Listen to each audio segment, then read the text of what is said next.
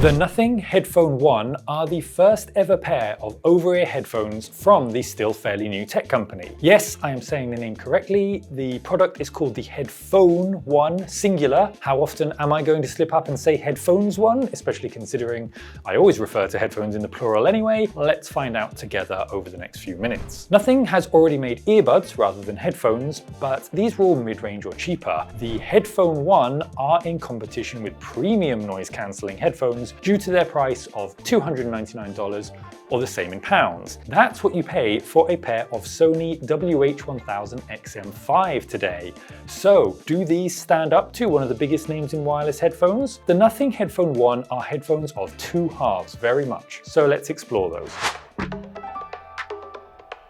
When it comes to features and the technical side, the Nothing Headphone 1 absolutely won me over. They are crammed with features, including deep breath, adaptive active noise cancellation with transparency mode, head-tracked spatial audio, a range of equalizer customization options, LDAC high-res wireless audio, USB-C lossless high-res audio connectivity, a 3.5mm jack, multi-point Bluetooth to two devices, wear detection, Google and Windows fast pair, a customizable control button, and up to 35 hours of battery life with active noise cancellation turned on. With the exception of limp spatial audio, these all work excellently. I tested them side by side with the Sony WH-1000XM5, and the noise cancellation is at the same high level when it's in its high setting on these. But it has two lower settings of noise cancellation if you prefer. The transparency mode picks up high frequencies a little too strongly for me, but it works well. The larger annoyance in transparency mode and in calls is that I really heard my voice booming in my ears while talking, which is pretty distracting if you're trying to have a conversation. Other premium headphones, including the Sony, suffer less from this. All the other features worked exactly as you'd expect, all at a really high level. I mentioned that the spatial audio didn't sound very impressive, which I'll come back to shortly, but the head tracking itself works flawlessly. Multi-point Bluetooth and wear detection, which is where they auto-pause when you take them off, are both turned off by default, weirdly.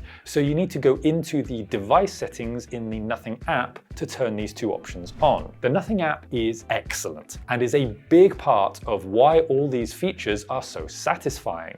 They're easy to find, obvious to use, and it's all just seamless. Love this. Nothing quotes that you should expect 80 hours of battery life with noise cancellation turned off and 35 hours with it turned on. I tested them with active noise cancellation turned on and I got over 38 hours out of them in real world use, so that's nice.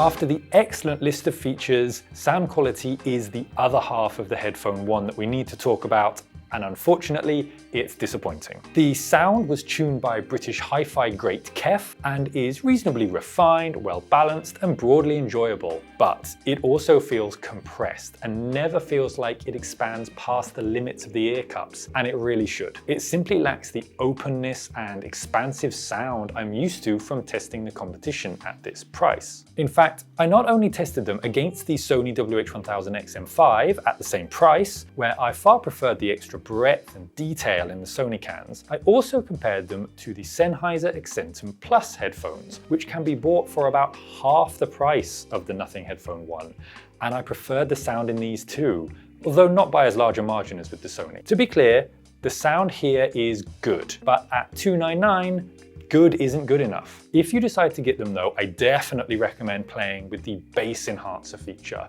which adapts its level based on the music, and I really like it. It adds way more resonance and viciousness to low frequencies in a good way. It won't be everyone's cup of tea, but it reaches deeper while maintaining total control over the sound. I would absolutely use this day to day with the Nothing headphones personally, for sure. The bass enhancer also gives you some fun extra flexibility around using the equalizer. So for example, there is a vocal preset that on its own wasn't really to my taste, but I tried the vocal preset with bass enhancer, and that was actually a very tempting new option to listen with for a while. The Sony WH-1000XM5 are actually boomier in the bass than the Nothing Headphone 1, and with bass enhancer on, I would say that the Nothing has the edge on low-end control and thrill, but it doesn't change that I prefer the overall audio advantages of the Sony. The spatial audio options here ranged from middling to disappointing in my opinion. They don't make music sound worse, but don't really add to it. I felt no sense of anything new in the tracks in them, and I think that's mainly because these modes can't overcome the headphone's overall problem of feeling like the sound is stuck right in the drivers next to your ears. All of this carries across to watching movies with these headphones too. Not only is the sound signature poorly suited to films with limited dynamic range and speech getting lost in the compressed soundstage too easily, adding spatial audio actually makes these spatial effects already in the soundtrack lessen. There was better movement to the audio matching the action on screen with spatial audio turned off.